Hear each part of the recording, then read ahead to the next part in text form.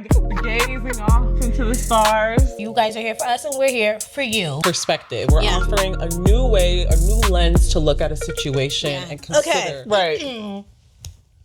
Hey, friends. Hey, friends. Hey, friends. My goodness. Welcome to Asking for a Friend. We're here. It's live. It's happening. We're so excited. Like, obviously, if you can't tell, we're very excited. I'm very excited to be here with Tiff. I'm here with Faith, y'all. Like, you don't understand. This girl, podcasting is what she was born to do. So we're here and it's happening. And yeah, like, we're just excited to be here and connect and create a whole new space for those people who want to ask deeper questions. Yes. So, but before we get into that, let's introduce ourselves. Right, because they're like, who are these bitches that are talking to us? Right. Let's introduce ourselves. So why don't you go ahead? Yeah, so hey y'all, I'm Tiff. Here to bring some perspective to the world, talk my ish a little bit, and get some laughs off. Period. I love that. And I am Faith, and I'm here to do all of what she says and be a little funnier. She probably will succeed. And this is Asking for a Friend. So y'all are probably like, okay, what the hell is Asking for a Friend? Let them know. What is it? So to give y'all a synopsis, Asking for a Friend is a show where we talk about the questions that people are really uncomfortable asking. This really comes from our experience, both being eldest daughters and struggling to ask people for help.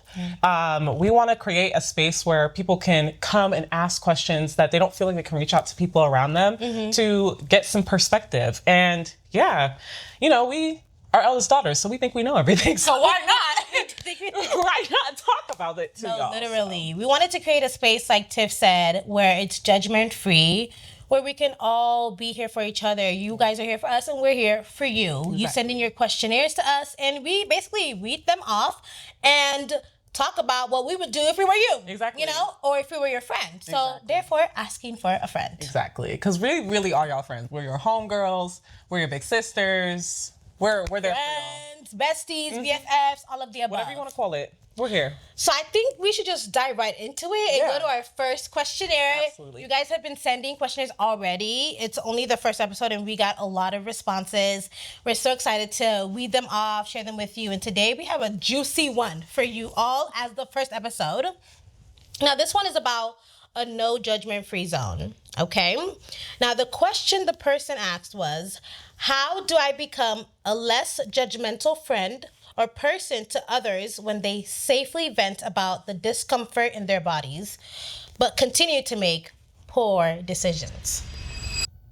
Interesting. Yeah.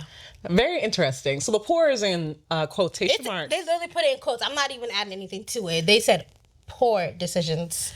That's very interesting. Do you mind reading that question like one more time? Yeah.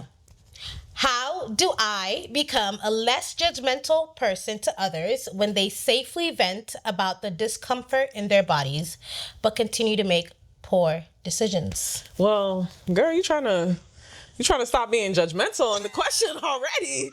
Sounding a little judgmental to me. That is really interesting. Is there more context to it? There is definitely more context. Okay. Now, I'm going to give you the scenario that the person put in the questionnaire. So it says, I am a serial solution-based thinker. Okay. So when friends and family come to me about their weight fluctuations or discomfort in their appearance, I'm often trying to be a support for healthier lifestyles. However, I find that when they say disparaging comments about themselves, they're looking for reassurance and not accountability. How do I navigate being supportive but not complicit in behaviors that keep them feeling down about themselves without it coming off as a judgmental person from someone who's never really had issues with weight? That's very interesting, in my opinion. Tell me your opinion, girl. So I'm here. Okay, so what I'm really picking up from this question is I think there's a lack of nuance when it comes to, or not lack of nuance, but almost a cognitive dissonance. Like, you do understand that the people who are coming to you are coming for support, right? Yeah. And I think when we talk about the topic of weight, especially nowadays. Like, yes. girl, Ozempic. Yes, all the medication. Girl, that semaglutide got the girlies in a chokehold. Just also the pressure, social media pressures of like everybody wanting to be the same size, look the same. Right.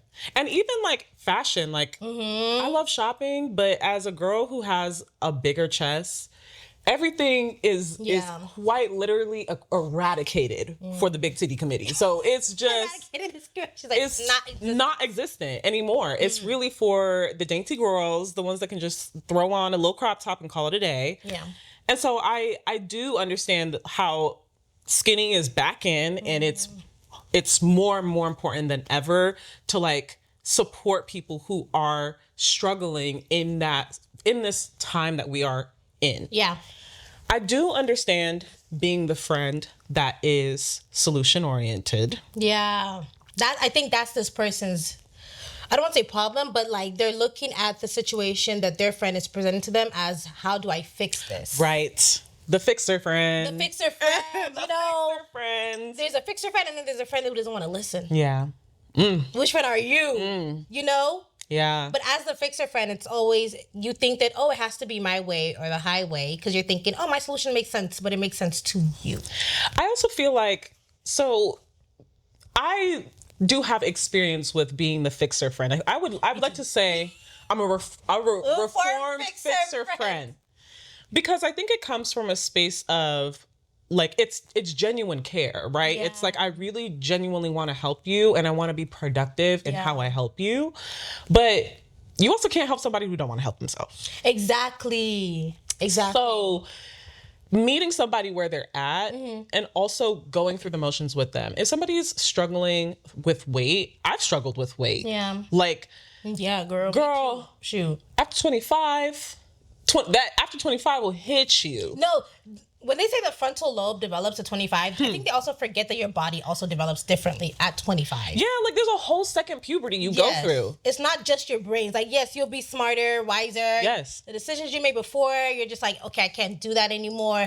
But then your body just looks different. It does. Feels different. You can't do the same things you used to do at 21, like go out, party all night. The next morning, you're waking up at 6 a.m. ready to work. Exactly. No, your body will be like, girl, sit your butt down. Like, I be crackling and popping it. My knees, they don't work anymore. No, please. What are making knees? I ain't got them no more. God forbid there's an emergency. If I have to run, I'm tripping all over the place. If I have to run, it's not looking good at this point. But realizing that, our bodies do change, and sometimes it's like we can't, it catches us off guard. It's like a whole new experience. So I think the forefront is the mentality of it, and being supportive in a psychological sense and making them feel safe to tackle that. I think fixer friends can sometimes be like, I don't want to enable bad habits, and they can be very disciplined, but I also feel like there's a way to deliver feedback to people. Yeah. You know what I mean? Yeah. And like, kindness and empathy always needs to lead the charge when you are delivering feedback. I get what you're saying, right? But let me be the devil's advocate. Even though I don't like to advocate for the devil. I was like, does the devil need to advocate? I don't like to advocate for the devil, right? Yeah, but other side of the coin. Other side of the coin, right? As also the person who's used to being the fixer friend, myself, a reformed fixer friend. I don't know how reformed I am. Just like, let me not claim that. I'm not even gonna front right now, but I am a fixer friend. I'm not gonna play. On the other side, when I am giving you advice and you're asking about the same thing consistently, and I give you advice for it, the same advice, and then you don't take it, and then you come back, there gets to a point where I'm like, you just don't want to hear my advice. You just want to complain. So then when I get quiet and I let you complain, I'm seen as the bad person because now I'm not responding to your complaints anymore. Now you're just like, I'm complaining about this and she's not giving me a response. But I've given you one so many times and you haven't made any changes. Yeah. But now I'm the bad friend.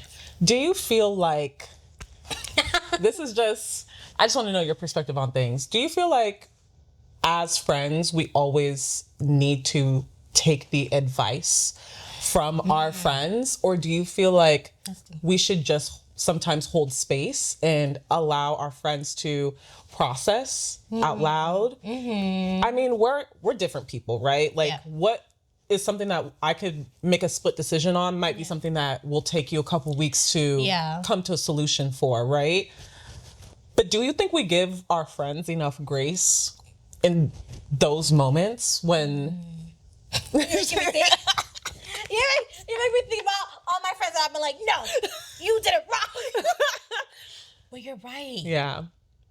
I think that we do, though. I think that we do for so long, but then it gets to a point where it's like, I can't keep being there for you, which also makes me sound like a bad friend, right? Because like what you just said, as friends, we're just supposed to create space. Yeah. But what happens when that space that we create doesn't feel like anything anymore if that space is filled with complaints? Because I see your point. It's like boundaries, right? Like you're trying to set healthy boundaries for yourself as well. Yeah. Like, I don't want to hear, it sounds so bad right now. Like, everybody's going to be like, this is not a girl's girl. She is not a friend. But it's real, though. You know, it gets to a point where sometimes you just feel burnt out. Yeah. From advising others. No, I get you. Sometimes I be, the way I get, I'm like, if you don't leave that man, you think I give a shit about that man? Get him out of here. Like, do you know how many of them exist? Pick one that's better. I get you. But then sometimes it's like, because we don't have full perspective of our friends and like their life experience and what they're looking for in support, and also how that person might be treating them on the other side. Sometimes we don't have the full story. It's hard to... Most times we don't. Right. You got one side of the story. Right. And that's the side that your friend is giving you. So it's hard to make a full judgment based off of that one side of the story. Right, yeah. Let me read more of her scenario, because she added more to it, right? Okay. She said that she's always been athletic and been in sports. So anything that has to do with body fluctuations, she can hold herself accountable, right? As not putting in the work. However, for others, they've had health issues that affect their weight, such as pregnancy, eating disorders, chronic illnesses that have put them in a position to be responsible for weight they've put on. You see the choice? That's what I want to bring out. The word choice that she used. They're responsible for the weight that they put on. Some of these experiences were years or decades ago, but they hold on to the emotional impact it scarred them with. I can't relate to those traumas, but want them to move out of victimizing to bettering themselves. But do I come off as an asshole if I've never been through any of these things myself? I don't think asshole is the correct term. I think that there's a lack of empathy. I think that in order for you to move in this world without judgment, you have to empathize. And sympathy and empathy are two completely different things. Yeah. I think that she is sympathizing because she's understanding the logic and the reasoning, but she's not empathizing and putting herself in people's shoes.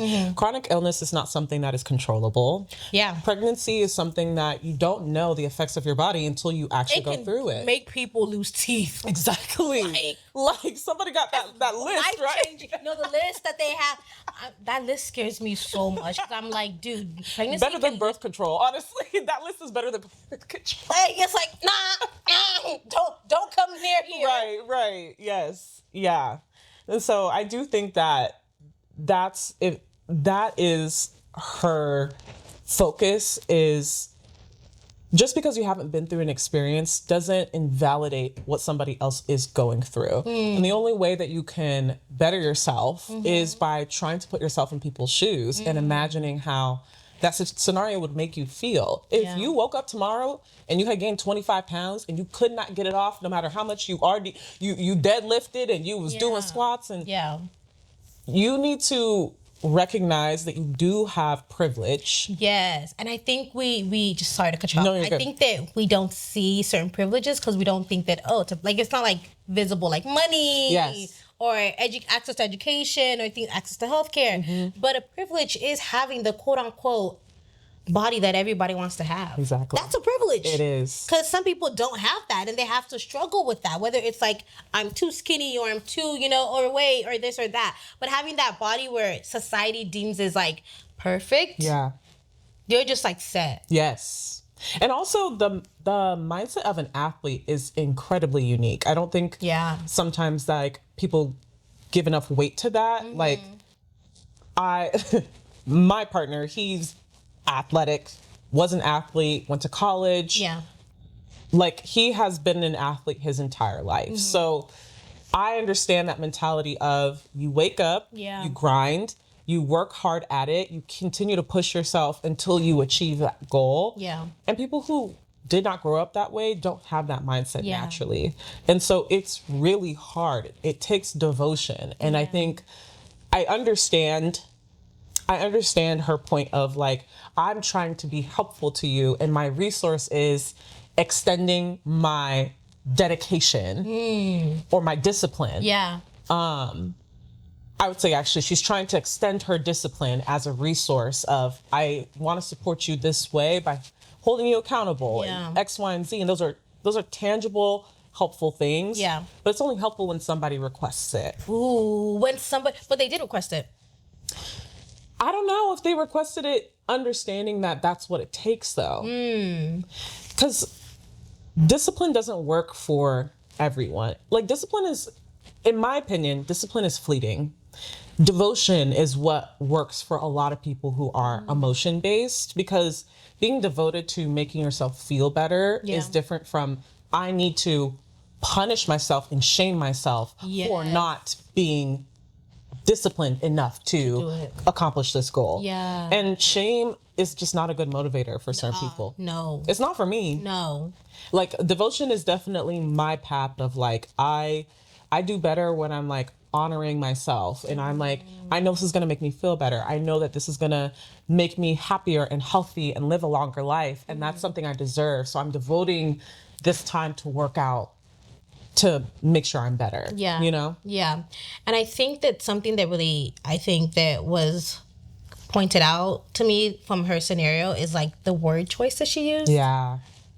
Like victimizing yourself, you know? Yeah. I feel like she chose a lot of word choices that already came with the judgment. Yeah, exactly. Very loaded. Yes. Very loaded. So with that already, the way that the question was written to us, so the scenario was written to us, I was already like, girl, you're saying, you know, you're trying to be there for them and that, but you're also saying their decisions are poor. You're also saying they're victimizing themselves. Yeah. You're also saying a lot of things that already come with prejudged mindset. Yeah. You know? And that's also not a way to go into a friendship or to be in a friendship, already judging your friends in the background. Like, they're saying something to you in your head, you're thinking, girl, but you still fat.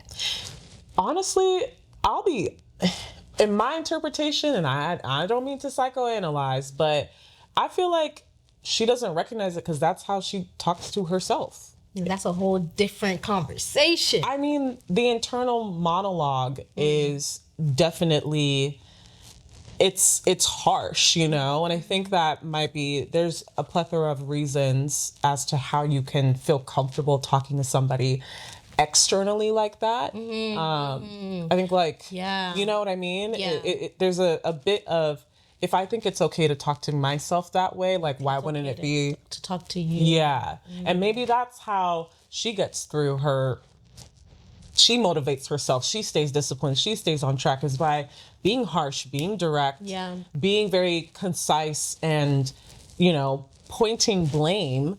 You know, I think, it's. But do you think she's actually saying these things to her friend? I think so. That's another thing, though. If you're getting advice that people are saying that you come off as an asshole. No, but she said. Or she's wondering. Us, do we think? Oh. I don't think she's been an asshole. I think that she sounds like a jerk sometimes. I'm sorry, I'm not laughing. I'm not trying to judge upon you. I just think it's jerk. We're not judging. We're just analyzing. Yeah, it's just jerk language. It's like you don't have to use that choice of words. Yeah. Like saying that you're victimizing yourself by vocalizing your struggles at losing weight is that's tough. Yeah. That's you could have used a different word.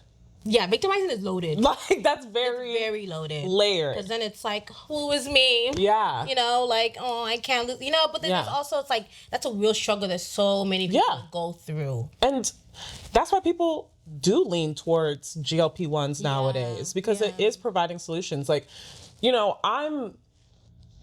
I think that GLP-1s, from the research I've done, it's been a helpful tool for people to get back to healthy lifestyles that they weren't able to before, right? It's been a good jump off for them. I do think, though, that it's also at the same time intensified this skinny era that we are in, and it teeters into the unhealthy area as well. So it's just always like, again, two sides of it. Exactly. What's the balance? And also coming from like the more like medicine background, I also just want to know, what are the side effects? We the case study. I'm sorry, you're the case study. No shade, no tea, but not the case study for that. Huh? No. No. She said absolutely not. No, because we don't know if you're gonna gain the weight back in 20 years. Girl, from what I hear, people gaining it back in like 2 months when they get off of it. So yeah. And what it could cause, like heart problems, other type of health issues, we don't know. Yeah. I'm not saying that it's good or bad. I'm not putting that out there at all. But it's just like, those are things to think about. And that's why we also have to think about, like, as a society, the things that we're putting out there and the things that we're encouraging, how do they actually affect people in the long term? Right. Like, how does like our view of people's bodies, the way that they should be, they should look, how does that affect someone's health long term? Yeah. Yes, there's obesity and all these other things, but then it's also like, we're just out here shaming people for the way they look. Girl, I mean, even like this whole looks maxing thing that is going on, I'm like, you mean a glow up? When did we rebrand look maxing into a glow up? Like, yeah, we used to look crazy. We were kids. And that's the thing. It's like, all these young kids are looking like they're older than me. No, for real. Because of society, but that's what, like, social media and society, that's what it's doing to them. It's like, you have to look a certain age to keep up with the Joneses, or you have to look like this to be popular, to be an influencer, content. No shade, no, nothing wrong with that. No, yeah. But it's also like, are we thinking about the impacts? Exactly. And the consequences. And the consequences, yeah, exactly. Like, what are these things doing to people? And then that's why now we have others who are thinking that people are making bad decisions. Based off of the way they are. It's like, you can't now say that the way somebody decides to look is a bad decision. Yeah, absolutely. But I don't know, this generation got a lot of opinions. And yeah. Well, if this were your friend, what advice would you give them? So my friend is the person that asked the question, right? The questionnaire. What would I tell them?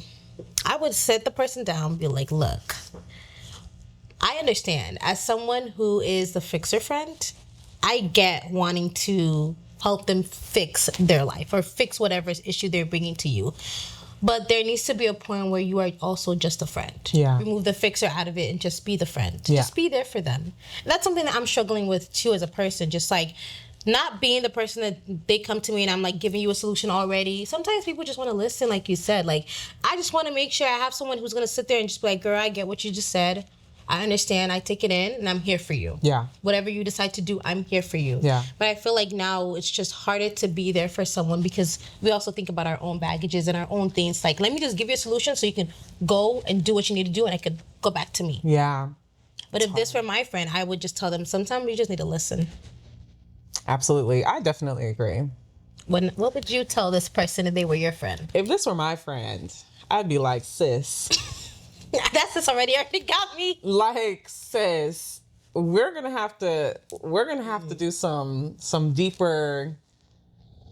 We're gonna have to look into this a little bit deeper. If I think what's right now is there's a lack of empathy. Yeah. And I think that empathy is crucial. Like, I think one, being the fixer friend is great, right? But it's also taxing. And it's not a responsibility you have to put on your shoulders. Yes. You do not have to fix other people's problems, especially because we're going through things ourselves. Yeah. I say it's always healthy when somebody comes to you to just directly ask them, do you want me to help you fix this problem or do you just want me to hold space for you? Easy. Good, yeah. Easy to put the ball in their court because then they understand what is it that they even need. Because sometimes the person that's like hitting you up, they're just in crisis. Yeah. And they don't know. Their mind is going haywire and they're just trying to talk it out. But grounding a conversation and being like, what is the intent of this conversation? You want to just be here for you? I got you. Yeah. And you take the burden of the responsibility of deciding that you need to fix the problem off of your own shoulders. So open that floor for discussion, be more vulnerable. Big thing. I think there's a little bit of vulnerability that's lacking. Yeah, I agree. And then, lead with empathy and curiosity. I think asking why is a great way for people to get more understanding. Yeah.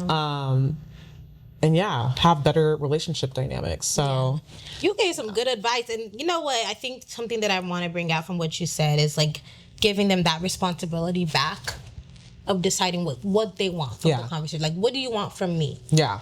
I think that that's something that I even needed to hear, because we carry that as not just the fixer friend, but also like the oldest daughter vibe, or just also like the person who's always seen as the one that has it all together. Yeah. You're like, I have to be the one that is seen as I have it all together, so I must have the answer. Right. But you don't have to. You can let that burden go. Exactly. And there's some type of like freeness that comes from it. Like, okay, I don't need to answer your dilemma. Like, you just want to talk? Okay, let's talk. You know, let me just listen.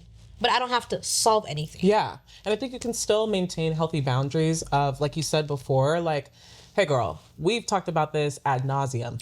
Yes. Like, this is the 4th week about you talking about the same coworker. Yes.